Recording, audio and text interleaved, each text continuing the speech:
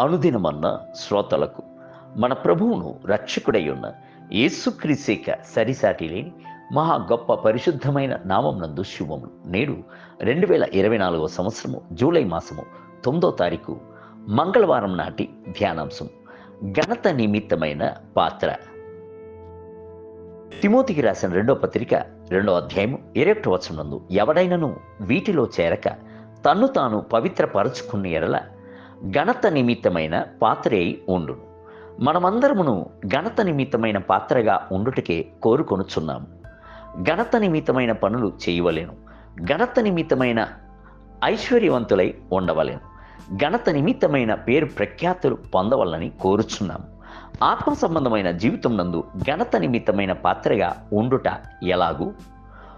పాపులై ఉన్నవారు సిలువ వద్దకు వచ్చి నిలబడి తమ యొక్క పాపముల నిమిత్తము రోధించి ఏడ్చి యేసుని రక్తము చేత కడగబడుచున్నప్పుడు వారి జీవితము పరిపూర్ణముగా మారిపోవును. ప్రభు వారిని ప్రార్థనా యోధులుగా మార్చును.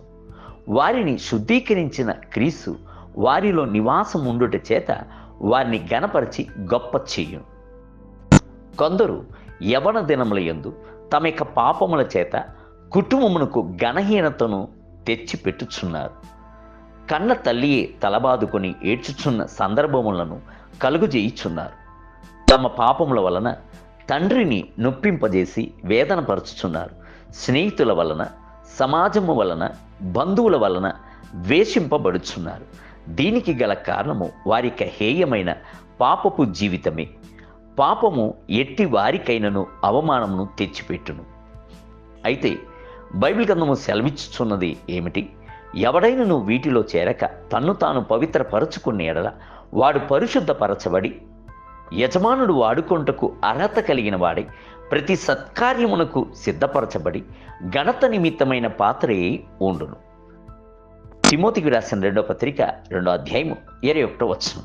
ఆనాడు యెరూషలేము నగరమునందు ఉండిన చిన్న గ్రామమునందు ఒక గాడిద కట్టబడినదై ఉండేను. దానికి ఎటువంటి ఘనతయు లేదు. అయితే ఒక దినమున యేసు దానిపై కూర్చుండి ఊరేగింపుగా వచ్చినప్పుడు అట్టి గాడిదకు ఒక గొప్ప ఘనత ఏర్పడింది. అది నడుచుచున్న స్థలమంతటను వస్త్రమును పరిచిరి, చెట్టు యొక్క కొమ్మలు నరికి వేసిరి, ఎటువైపు చూసిన అలంకారములే.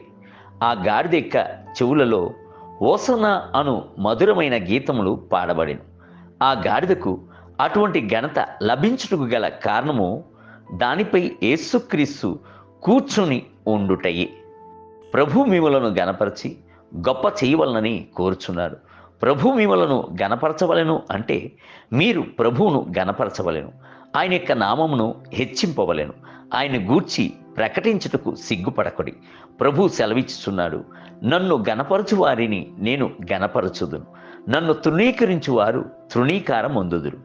1 సమూయేలు గ్రంథము 2వ అధ్యాయము 30వ వచనం. బైబిల్ గ్రంథము నందు ఎబ్బేసు యొక్క జీవితంను చదివి చూడుడి.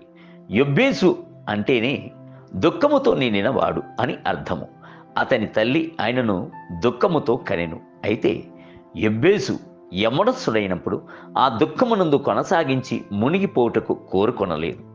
యెహోవాను చూచి ఆసక్తితో ప్రార్థించుటకు ప్రారంభించెను.